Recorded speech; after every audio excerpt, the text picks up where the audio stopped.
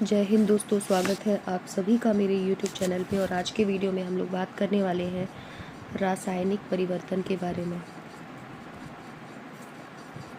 तो क्या होते हैं रासायनिक परिवर्तन? तो चलिए बिना किसी देरी के शुरू करते हैं। ऐसे परिवर्तन जिनमें एक या एक से अधिक नए पदार्थों का निर्माण होता है ना।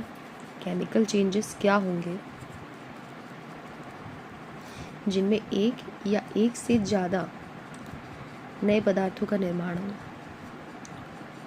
रासायनिक परिवर्तन में मूल पदार्थ का रासायनिक संगठन और उसकी अणु संरचना या केवल अणु संरचना जो होती है बदल जाती है ना। अणु संरचना इसमें क्या होती है, जो भी पदार्थ होगा उसकी बदल जाएगी। चलिए कुछ एग्जाम्पल से समझ लेते हैं। जैसे कि अगर हमने एक लोहे का टुकड़ा लिया, लोहे के टुकड़े को लंबे समय के लिए नम वायु में रखने पर लोहा ऑक्सीजन के साथ क्या करेगा, क्रिया कर लेगा। ऑक्सीजन के साथ क्रिया करता है तथा उसकी सतह पर क्या होगा, लाल भूरे रंग की क्या होगी, परत जमा हो जाएगी, है ना। कैसी हो जाती है, लाल और भूरे रंग की परत जमा हो जाती है। और यह प्रक्रम क्या कहलाता है, जंग लगना। हम बोलते हैं, हमारे घरों में बोलते हैं ना, लोहे में जंग लग गया। तो यही होता है लोहे में जंग लगना।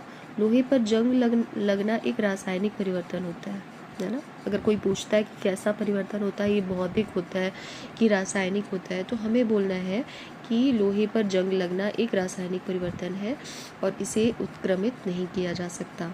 ठीक है। अब इसके बाद हम अगला एग्जाम्पल लेते हैं। जब तांबे या कांसे की जो मूर्ति होती है उसको ऑडिटोरियम में रखा जाता है, तो कुछ समय पश्चात उन पर बेसिक कॉपर कार्बोनेट की गहरे रंग की परत जमा हो जाती है। किसकी, बेसिक कॉपर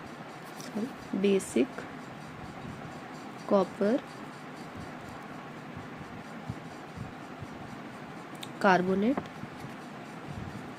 की गहरे रंग की क्या होती है, परत जमा जाती है, जिसे कॉपर पर जंग लगना कहते हैं। और ये भी एक तरीके का क्या होता है, रासायनिक परिवर्तन होता है, केमिकल चेंज होता है। इसके अलावा जब हम भोजन करते हैं ना, जब हम भोजन करते हैं तो मुख से भोजन का पाचन प्रारंभ हो जाता है। माने मुंह में ही क्या होते हैं, एंजाइम्स होते हैं, हमने पढ़ा ये चीज़ तो है ना। तो मुख से ही क्या होता है, भोजन का पाचन प्रारंभ हो जाता है। पूरे प्रक्रम के दौरान पेट में अनेक रासायनिक परिवर्तन होते हैं और भोजन के जो जटिल अणु होते हैं, कॉम्प्लेक्स जो होते हैं स्ट्रक्चर, उसको सिंपल स्ट्रक्चर में कन्वर्ट कर दिया जाता है, जो शरीर की कोशिकाओं में ऑक्सीकृत होकर ऊर्जा उत्पन्न करते हैं। ये एग्जाम्पल कॉमन है, हमारी बॉडी में ही चलता है। इसके बाद हम अगला एग्जाम्पल देखते हैं, दहन। तो दहन में क्या होता है कि दहन के फलस्वरूप भी सदैव नया पदार्थ, मतलब सामान्यतः नया पदार्थ वो क्या होता है, ऑक्साइड होता है, तो वो क्या होता है, बनता है। अतः दहन का जो प्रक्रम है वो कैसा है, रासायनिक प्रक्रम है और ये ऊष्माक्षेपी प्रक्रम है। अर्थात इस प्रक्रम में ऊष्मा जो होती है वो उत्पन्न होती है। इसके अलावा एग्जाम्पल देखते हैं, जैसे फेरस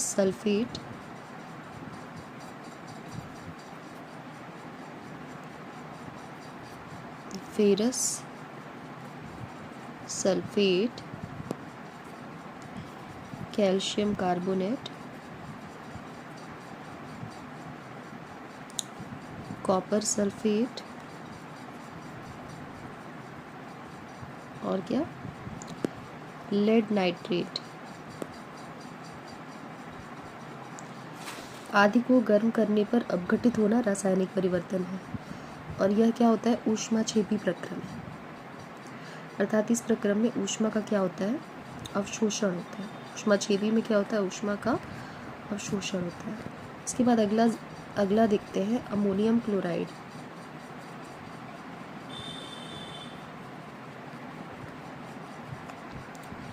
अमोनियम क्लोराइड का ऊर्ध्वपातन इसके विघटन के कारण होता है।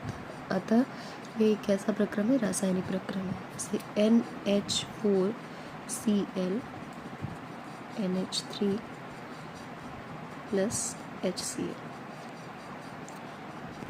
अयस्क में से धातु का निष्कर्षण औषधि, प्लास्टिक, अपमार्जक धातुओं जैसे ऑक्सीजन, क्लोरीन, आयोडीन आदि का निर्माण रासायनिक परिवर्तन का उदाहरण है ना। मतलब धातु का निष्कर्षण,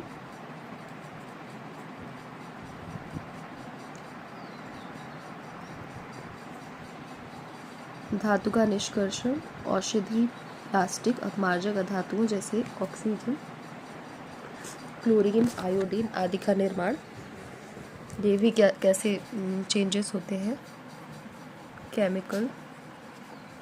केमिकल चेंजेस होते हैं।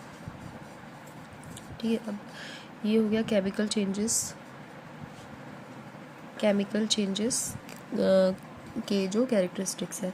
अब हम देखते हैं इसके और क्या लक्षण होते हैं।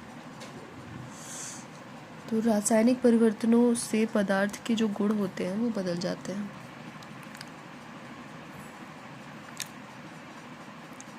रासायनिक परिवर्तन अगर होगा तो जो पदार्थ के गुण होंगे वो बदल जाते हैं, अर्थात पदार्थ की रासायनिक प्रकृति बदल जाती है। रासायनिक परिवर्तन में नए पदार्थों का निर्माण होता है जिनके गुण मूल पदार्थों के गुणों से भिन्न होते हैं। रासायनिक परिवर्तन प्रायः स्थायी होते हैं। कैसे होते हैं रासायनिक परिवर्तन? स्थायी होते हैं। परिवर्तन का कारण हटाने पर प्रक्रिया उत्क्रमित नहीं होती, अर्थात ये कैसे होते हैं? अनुत्क्रमणीय होते हैं। कैसे होते हैं? अनुत्क्रमणीय होते हैं। और फिर क्या है? रासायनिक परिवर्तनों में ऊर्जा परिवर्तन भौतिक परिवर्तनों की अपेक्षा अधिक होता है ना। क्या होता है? ऊर्जा परिवर्तन जो होता है वो भौतिक परिवर्तनों की अपेक्षाकृत अधिक होता है, और इन परिवर्तनों में उदा ऊष्मा, प्रकाश आदि निकलते हैं या अवशोषित होते हैं। इसके बाद अगला है और लास्ट है कि रासायनिक परिवर्तनों में कुछ घटनाएं जैसे ध्वनि उत्पन्न होना, है ना। रासायनिक परिवर्तन होगा तो क्या होगा? ध्वनि उत्पन्न होना, या गंध में परिवर्तन, है ना। उसके मतलब गंध में कुछ चेंज आ जाएगा, तो गंध में परिवर्तन, या नई गंध का बनना, रंग में परिवर्तन, किसी गैस का बनना या अवक्षेप का बनना हो सकता है। ठीक, तो ये हो गया रासायनिक परिवर्तन। तो ये है आज के वीडियो के बारे में सारी जानकारी, और वीडियो पसंद आया तो प्लीज़ इसे लाइक, सब्सक्राइब और शेयर कर दीजिए। आगे भी आप मेरे वीडियोस देखना चाहते हैं तो साइड में बेल आइकॉन दिख रही होगी, इस पर क्लिक कर दीजिए। Thank you, keep watching.